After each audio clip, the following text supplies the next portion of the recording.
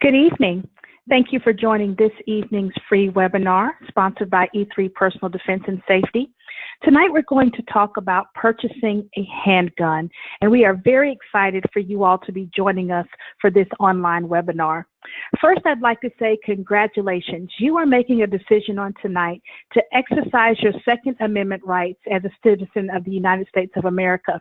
I'm excited that you are also educating yourself before you make that decision. We are excited that you want to be a responsible gun owner, and I'm hoping that the information we share tonight will help you to do just that.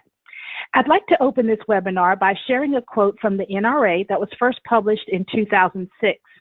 This particular quote describes a gun owner's responsibility, and it says, "Americans enjoy a right that citizens of many other countries do not, the right to own firearms. But with this right come responsibilities. It is the gun owner's responsibility to store, operate, and maintain his or her firearms safely. It is the gun owner's responsibility to ensure that unauthorized or untrained individuals cannot gain access to his or her firearms. And it is the gun owner's responsibility to learn and obey all applicable laws that pertain to the purchase, possession, and use of a firearm in his or her locale. Guns are neither safe nor unsafe by themselves. When gun owners learn and practice responsible gun ownership, guns are safe." My name is Joy Allen, and I'm really excited to be speaking with you on tonight. I am an instructor and co-owner at E3 Personal Defense and Safety, located here in Fuquay-Varina, North Carolina. My husband and I started this particular business about a half a year ago, just this past summer, because we really wanted to offer empowerment through education to our fellow citizens when it comes to self-protection. Along with that, we wanted that experience to be enjoyable. Hence, we discovered and launched E3 Personal Defense. I hope that the information you receive on tonight will help you to gain an interest in some of the other offerings that we have, but more importantly, I hope that you're excited about having the opportunity and the ability to keep you and your family safe. So let's get started. On tonight, we're going to discuss a few different things. First, we want to talk about the legal considerations when it comes to owning a firearm, in particular, a handgun. There are many different choices out there, so we're going to spend some time talking about the decisions to make sure that you purchase the correct firearm to fit your needs. We'll also talk a little bit about financial planning. After all, buying a gun is an investment. We'll discuss your shopping experience and what that might be like, and then we'll talk about next steps because, of course, once you make a firearms purchase, it's important to understand that there is follow-up required. We'll open our discussion tonight by talking about the definition of a handgun. What is it?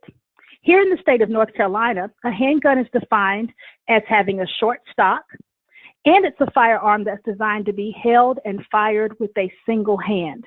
Now, it's important to understand that before you purchase a handgun in your particular state or locale, you need to familiarize yourself with your local laws. Those laws and each jurisdiction may define a handgun in a slightly different way. So you want to make sure that you are following the law, again, based on your state, jurisdiction, or locale. Typically, all handguns are one of two types. The first being a revolver, the second, a semi-automatic handgun. A revolver is basically known because of the rotating cylinder. Within that cylinder, you would actually load each of your cartridges, and as each cartridge fires, the cylinder rotates to line up the next for the firing sequence. A semi-automatic is basically defined as a handgun that with each trigger press fires only one cartridge or one bullet, but also extracts and ejects the spent casing while loading the next round into the chamber for firing. So again, that is the definition of a semi-automatic handgun. It's important to understand these definitions as you're making your purchasing decisions. Again, you want to know and think about what it is that you're actually going to buy when you purchase your first handgun.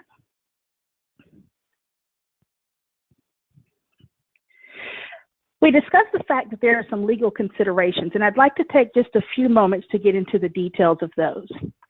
Before you purchase any handgun, again, it's very important to know the laws for your particular state, jurisdiction, or locale. There are different restrictions that you need to be familiar with before you try to make a firearms purchase. At the very least, you're likely going to have within your state or jurisdiction a set of purchase permit requirements or a concealed carry requirement. In many cases, you may even have both. For example, here in North Carolina, a purchase permit can be issued by the Sheriff's Department for anyone who desires to purchase a handgun. In order to obtain that purchase permit, a background check is needed, along with a process that is defined, again, by the local county sheriff department. Carry permits are only needed in the state of North Carolina for those who wish to conceal and carry a handgun. That process is very similar in that it includes a background check and is also basically managed by the Sheriff's Department. So again, you'll want to check your local jurisdiction, your local state laws in order to find out what is necessary in order for you to purchase a handgun before you go and try to buy it. As part of those legal considerations, you'll also want to be familiar with safety and access restrictions. For example, in many states and in many areas, it is illegal for children who are underage to have access to your firearm at all. It's also illegal in many cases for anyone else who might be a felon, for example, or someone else who has been deemed inappropriate for firearm ownership by the law to have access. If they were to gain access, that would be your responsibility as a gun owner. So you want to make sure before you purchase a firearm that you are able and willing to take on the legal responsibility to keep that firearm away from anyone who is not legally able to have access at any given time. You'll also want to think about the fact that once you own a firearm, there is always the potential that something could go wrong. You may have to use that firearm for self-defense, for example, or if someone breaks into your home or breaks into your car, there's the potential that your firearm might be stolen. These are all things that you're going to have to consider because you, as that owner, will ultimately be responsible for the firearm as well as any bullets that exit the muzzle of that firearm.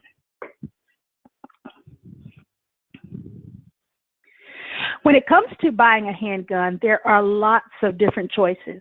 So you want to be able to process those choices in a logical manner to make sure that you purchase the handgun that is right for you. One of my colleagues, a fellow instructor, he often compares guns to basically shoes. If you think about your closet, there are many different types of shoes that are available in your closet. You have different colors, you have different styles, and the reason is because each pair of shoes serves a different purpose. It's the same way in the handgun world. There are many different types of handguns, so you as a consumer need to decide what it is that you want based on a set of criteria. Some of those things are listed here. The first thing you want to consider is the purpose. Why is it that you're purchasing a handgun? As we said at the beginning of this webinar, Americans enjoy a privilege that many others do not. We have the right to keep and bear arms, and we do that with many different purposes in mind. Perhaps one of the most popular is self-defense, but in addition to that, there are people who buy firearms because they collect them. There are people who want handguns just for plinking, or perhaps for the sport of shooting. All of these things are considerations, and those considerations should be taken into mind when you're deciding on which firearm you're going to purchase. Another thing to really think about is the price. Quite honestly, you can spend as much money as you would like buying a firearm. But if you're looking to budget or if you're looking for a certain price range, that's something to consider. That may limit your choices a little bit. So that's something you want to think about as well. In addition to price, let's not forget value. There are some great firearms out there, and unfortunately, there are some that are not so great. So even though they may be much less expensive, they may not be worth the money in the long run. You'll also want to consider brand. There are lots of makers who are available as well, but some are more reputable than others. So you want to stick to some of the bigger names in gun making when it comes to your first purchase. So for example, Colt, Sig Sauer, Kimber, Glock, and many others. You want to stick with a firearm that has a positive reputation. And luckily, it's very, very easy to research firearms these days. Just check YouTube or Google, but find out about the manufacturer before you make a purchase. The next thing you'll want to consider is the fit. The firearm, does it fit your particular hand? Is it easy for you to shoot? Are you able to carry it? Is it comfortable? Do you think you'll be able to handle and manage it?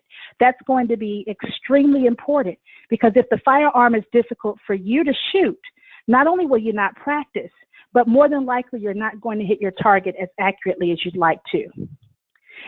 You also want to consider specifications. For example, what caliber would you like to shoot? Would you prefer a firearm that's made out of Kydex, or would you prefer a firearm that's made out of metal? What exactly do you want in the substance of that handgun? These are things to consider as well. And then lastly, you also want to consider style. Like it or not, if you're going to spend a lot of money on something, you really want to like it. There are some really nice guns out there. Some are custom made, some are just as pretty as you want them to be. Think about what it is that you want in terms of style. Not only what it looks like, but also the type of handgun. Remember, we discussed semi-automatics as well as revolvers. Which one would you prefer? That's something else to consider. Now, I recommend that when you shop for your first handgun, you shop from what I call the inside out. In other words, think of the structure and the make of that handgun first. Consider things such as style, color, those types of things later on, because many firearms can be customized. They can be altered by gunsmiths. Anything that's cosmetic should really be a last consideration, with the other more important things being considered first, such as the weight, what the firearm is made out of, what caliber it is, and what purpose it will be used for. So again, you'll want to purchase from the inside out. There are lots of choices out there, so it really does help to do your research and also understand before you get to the sales counter about how much money you want to spend. One of the most popular questions we get is, how much is this really going to cost me? And as I said at the beginning, typically you can spend as much money as you would like on the right handgun. But as a general rule, you'll want to plan to spend about $300 if you're here in the North Carolina area or more. And again, that depends on what you're getting.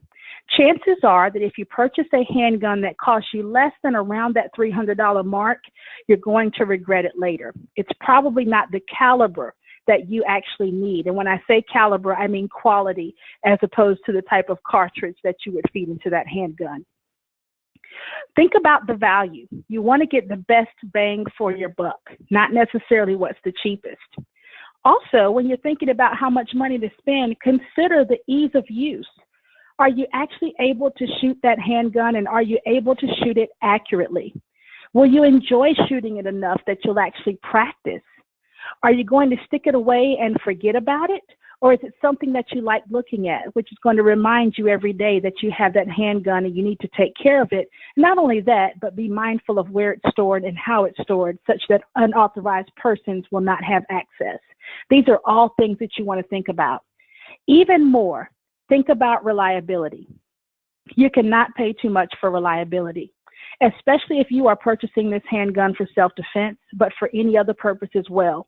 When you pull the trigger, you want to make sure that that particular handgun is going to function the way it's meant to function. The last thing you want to do is find yourself in a life or death situation and your handgun not operate because you weren't willing to spend the money. So again, consider value first, ease of use and reliability, and in general, plan to spend at least $300 on your first quality firearm. Now, when you get ready to go shopping, it's always a good idea to at least have some idea of what you want before you get to the counter. The truth of the matter is that in many of the big box and retail stores, those folks who are standing behind the counter are not necessarily pistol instructors. They're not necessarily well versed in the world of firearms. They're retail salesmen. They have quotas to fill. They have particular items that are on sale. And so they have instruction many times to try and sell you a particular thing without necessarily understanding or knowing all the factors that should really be most important. With that, it's good to do your research before you step into the store. And again, at least have an idea of what it is that you would like before you even go shopping. As a matter of fact, it's a great idea before you go to the store to try and test that firearm. Always try to go to your local range and rent the firearm that you're considering a purchase for.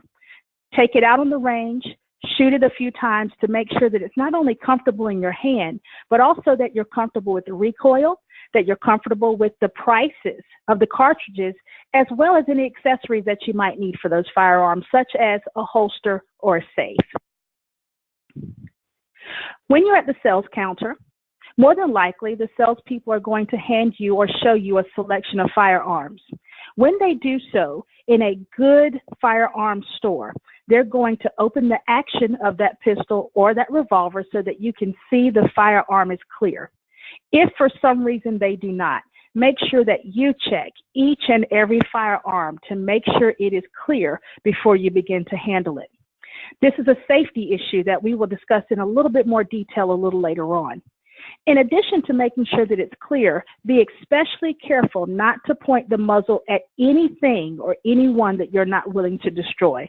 Once again, this is a safety issue that we want to make sure we are mindful of even when shopping for a brand new firearm.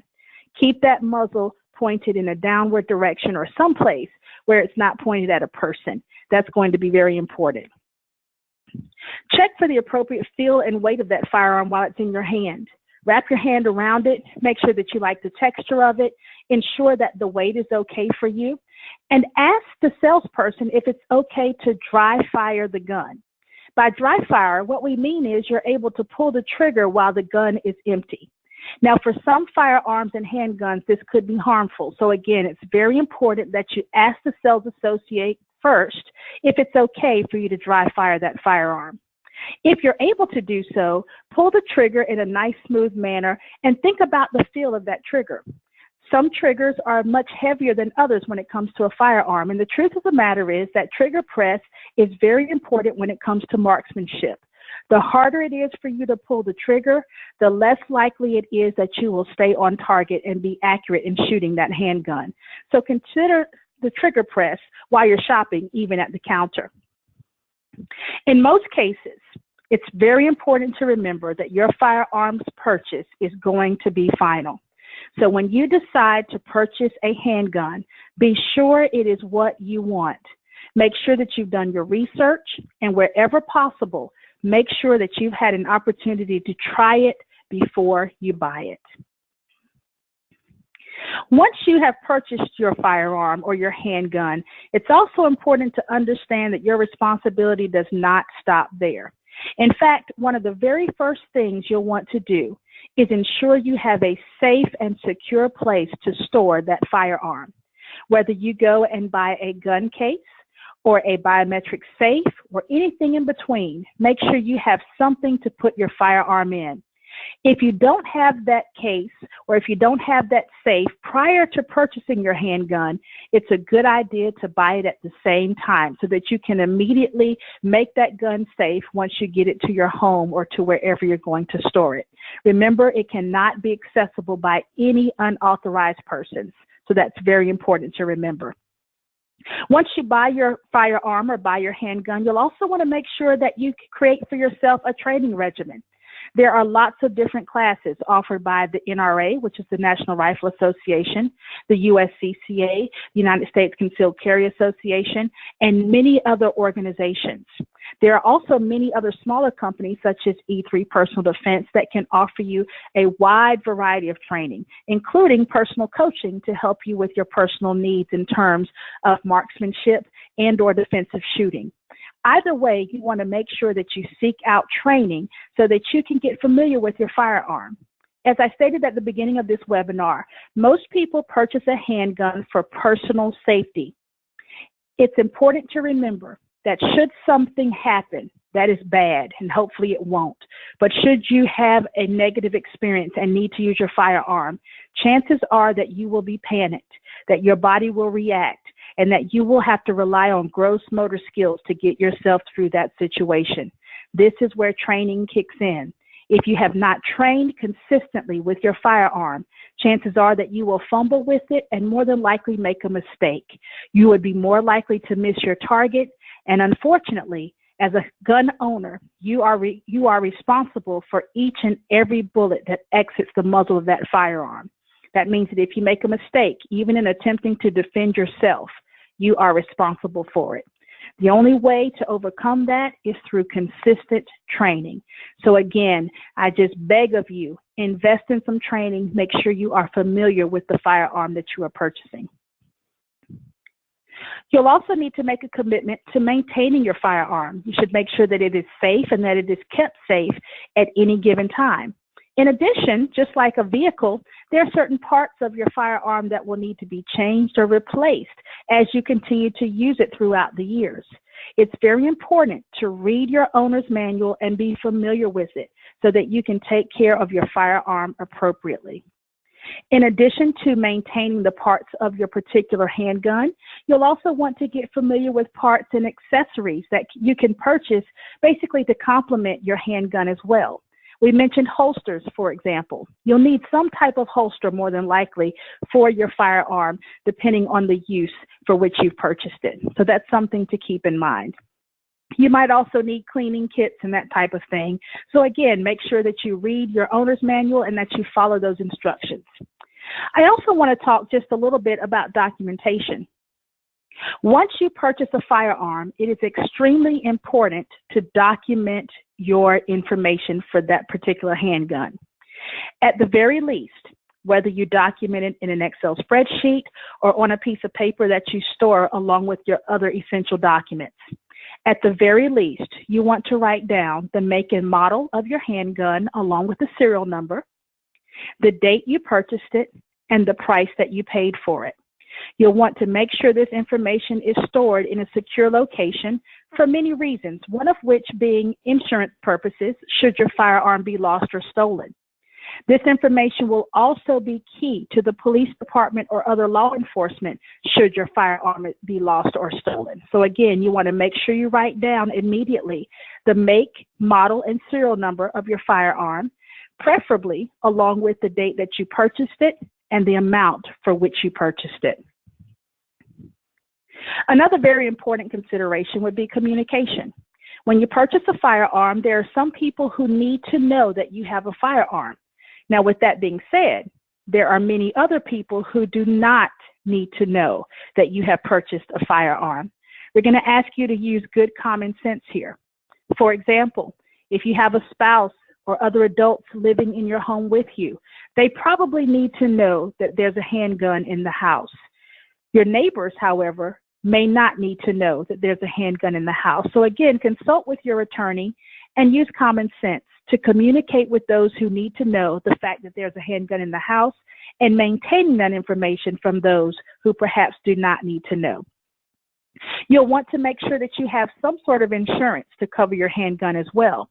Now, you can purchase extra insurance, such as what's offered by the NRA for your handgun, and in some cases, your homeowner's policy may cover your handgun. But again, this is an investment, so you'll want to make sure that you have some sort of insurance plan to cover your firearms should they be lost or stolen or otherwise destroyed. In addition to insurance, you want to make sure that you have an emergency plan in place. We have emergency plans involving our fire extinguishers, and we want to have an emergency plan in place when it comes to our firearms. Should someone break in your house, God forbid, have you practiced a plan on how you might access your firearm and even when or when not to access your firearm? Those are things that you need to think about. Those are things that you need to plan. It's very important. Last but not least, get involved. There are lots of community groups that you can join. Some are more social. There are gun clubs.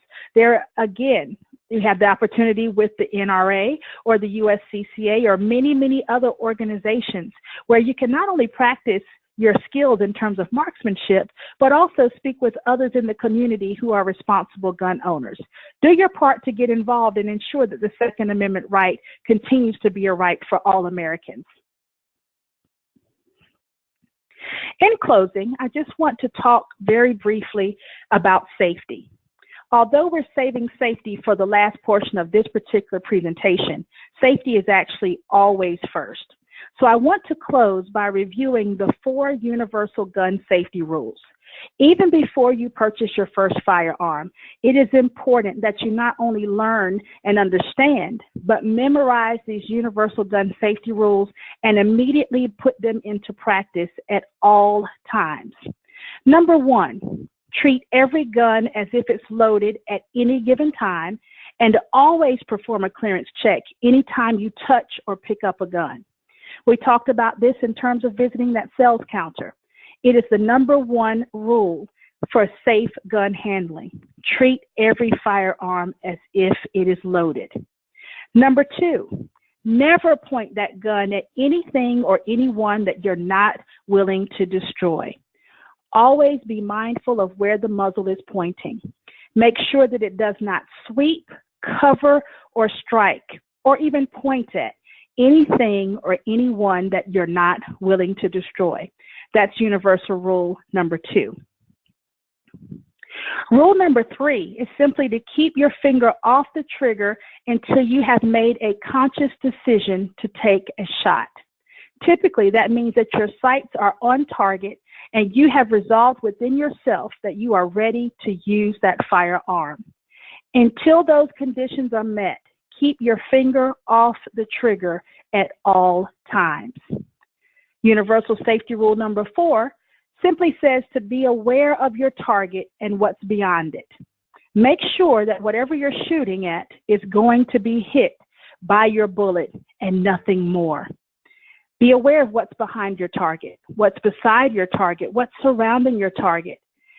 The fact of the matter is that if we always exercise all 4 of these universal gun rules, there will not be any gun accidents that cause harm or death to anyone. And ultimately, that's what we want to see. The fact of the matter is that you would have to violate at least 2 of these rules simultaneously to have an accident.